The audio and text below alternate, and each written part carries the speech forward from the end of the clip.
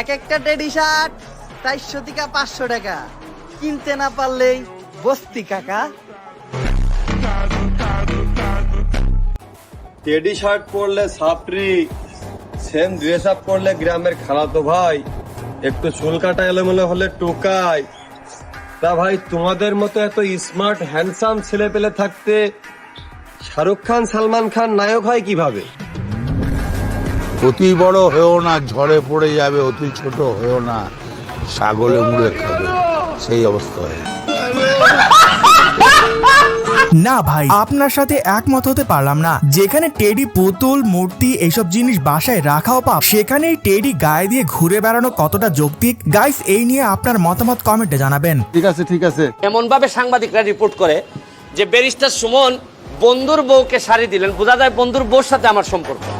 মানে রিপোর্টের ভিতরটা উপরটা এরকম। রিপোর্টটা হয়েছে প্রথম আলোতে, আর প্রথম আলোর মতো পত্রিকা করার পরেই সবাই একটু মজা পাইছে, কারণ প্রথম আলোর তো একটা আস্থার জায়গা আছে। কিন্তু প্রথম আলো যে নিচে নামতে নামতে শাড়ি পর্যন্ত খোলা শুরু করছে, এটা তো আর আমরা জানি। সরি।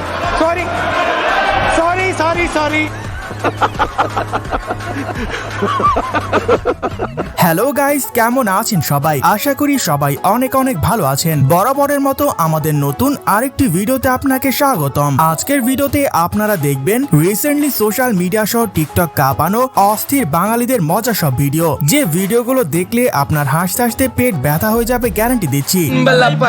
তুমি শিখাইছো কিভাবে ইগনোর করতে হয়, আর আমি শিখাবো কিভাবে আফসোস করতে হয়। তোমার আর আমার মধ্যে পার্থক্য একটাই, তুমি মানুষের পিছনে ঘুরো আর মানুষ দেশি মালে ঢুকে 3-4 পোল্টি খাইছি।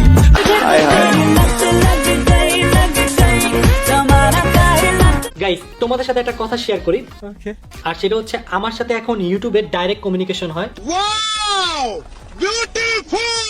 তো তারা আমাকে জানিয়েছে আমি বাংলাদেশে এমন একজন ক্রিয়েটর যার উপর তারা সুপার প্রাউড। তারা এখন নাকি আমাকে দেখায় অন্যান্য ক্রিয়েটরকে যে রাকিবকে দেখো, রাকিব বাংলাদেশের হয়ে 10 মিলিয়ন সাবস্ক্রাইবার অ্যাচিভ করেছে।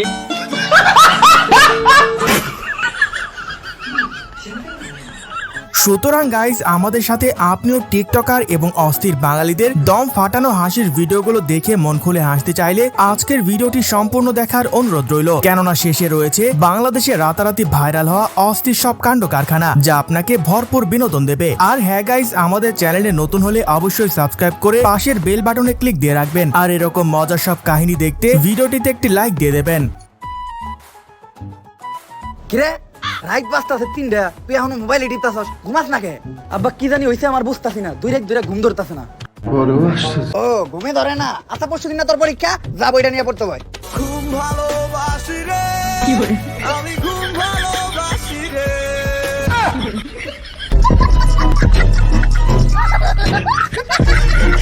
এই সময় কম, শুরু করো। সো গাইস, শুরুতেই চলুন টিকটক সোশ্যাল মিডিয়া কাঁপানো অস্থির বাঙালির দম ফাটানো হাসির কিছু ভিডিও দেখে আসি, যা দেখে আপনিও বলবেন আরে এরা কারা। অনেকে মেসেজ করছে যে আপু আমি রাত্রে ঘুমাতে পারছি না, আমি কি করব। মোমেন্টে ভাই মোমেন্টে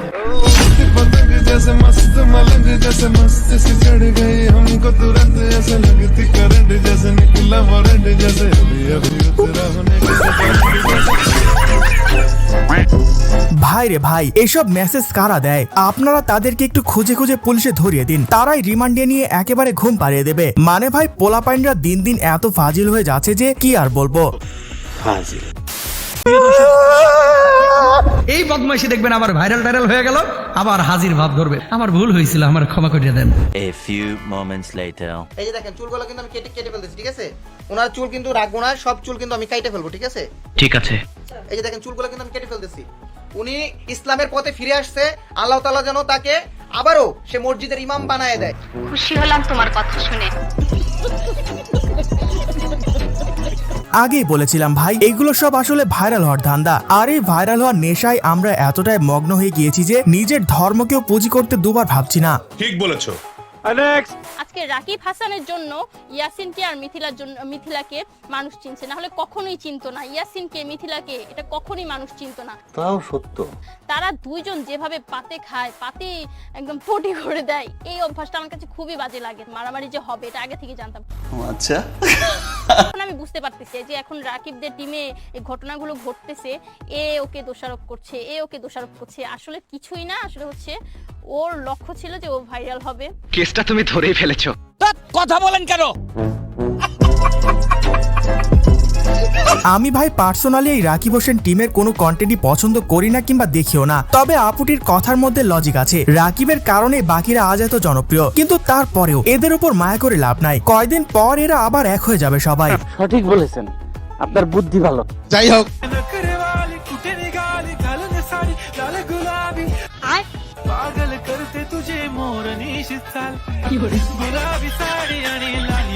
গোলাপি একটা শাড়িও পইরাল।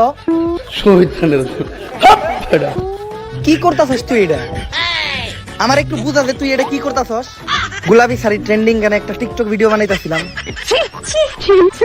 তুই বেড়া মানুষ, তোর টুনটুনি আছে, তুই কি লেগে গোলাপি শাড়ি বাড়িতে নাচবি? তুই দরকার পড়লে মাইকেল জ্যাকসনের গান চালাইয়া মাইকেল জ্যাকসনের গানে নাচবি, হানি সিং এর গানে নাচবি। তুই কি লেগে গোলাপি শাড়ি লাড়িতে নাচস? নিঃসন্দেহে তুই ঠিক কথা বলেছিস। তখন মতো লেডিস মার্কা পোলাপান যারা আছে, যারা এই ধরনের গোলাপি শাড়ি বাড়ি লাড়ি লাড়ি এই গানে নাচে, তাগুলোকে তো আমরা সমাজে মুখ দেখাইতে পারি না। শোন, আরেকদিন যদি তোর এই গোলাপি শাড়ি লাড়ি লেডিস মার্কা গানে ভিডিও করতে দেখছি, তাহলে মুখ দিয়ে বাড়ি দিব, তোর এই গালে দাগ পড়বো। এই গালে ভালো হয়ে যাও, তোমাকে আমি অনেক সময় দিয়েছি।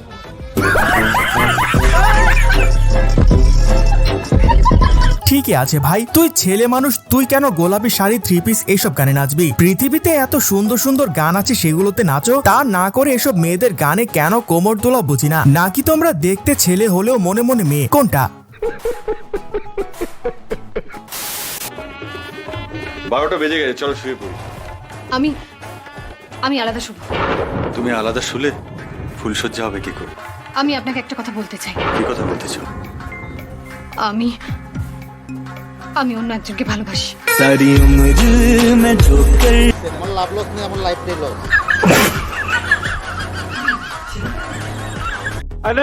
এনিওয়ে গাইজ, এর পর দেখবেন রিসেন্টলি টিকটক সোশ্যাল মিডিয়া জুড়ে রাতারাতি ভাইরাল হওয়া আরো কিছু অস্থির ফানি ভিডিও, যা দেখে আপনিও বলবেন শয়তান এখন আর শয়তানি করে না, বসে বসে মানুষের শয়তানি দেখে।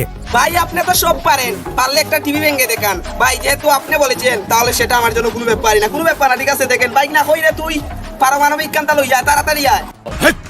কি বলছিস তুই? ঠিক আছে, কোনো ব্যাপার না, কোনো ব্যাপার না। হর তুই হর, কোনো ব্যাপারই না। ঠিক আছে, কোনো ব্যাপার না, ভাঙছে না। হ্যাঁ,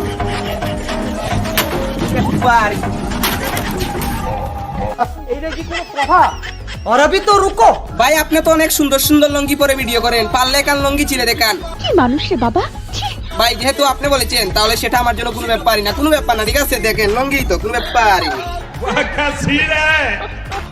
ঠিক আছে, কোনো ব্যাপার না, দেখেন কোনো ব্যাপার। ঠিক আছে,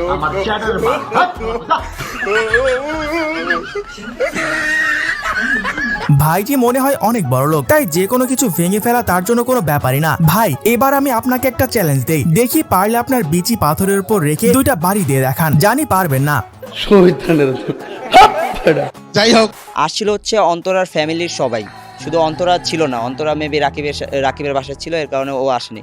তারপরে হচ্ছে যে ওইখানে হচ্ছে পুলিশ আসে, তারপরে হচ্ছে আমরা ওনাকে সব ঘটনা খুলে বলি। তারপরে আমরা যখন ওনাদের সাথে কথা বলতেছিলাম, হঠাৎ করে অন্তরা, ঋতু, রাকিবের আরো দুইটা বোন চলে আসে। আয়শা তারপর হচ্ছে মিথিলাকে পারে না, ওনারা মারতে যায়।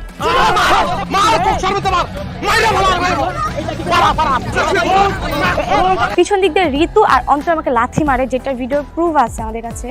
খুব অন্যায় হয়েছে। সব তারা বিজেপির লোক, তারা মুখ ঢাকা নিয়ে আমরা দেখেছি, তারা মারধর করেছে প্রফেসরদের। আবারও এদের ধারাবাহিক নাটক শুরু হয়ে গেল। ভাই তাদের মারামারি হলো নাকি বিশ্বযুদ্ধ হলো, এই কথা তারা পুলিশ, আর্মি, র্যাব এদেরকে জানাবে। তা না করে কেন শুধু শুধু সোশ্যাল মিডিয়াটাকে নোংরা বস্তি বানিয়ে ফেলেছে বুঝি না। গাইজ, এই রাকিব, মিথিলা, অন্তরা সহ তাদের পুরো টিম নিয়ে আপনার কি মতামত অবশ্যই কমেন্টে জানাবেন। ঠিক আছে, ঠিক আছে। তো যাই হোক গাইস, এর পর দেখবেন টিকটক সোশ্যাল মিডিয়া কাঁপানো অস্থির সব ফানি ভিডিও, যা দেখে আপনিও না এসে থাকতে পারবেন না, গ্যারান্টি দিচ্ছি। मेरे इतने करीब मत आओ, मैं तुम्हें बर्बाद कर दूंगी।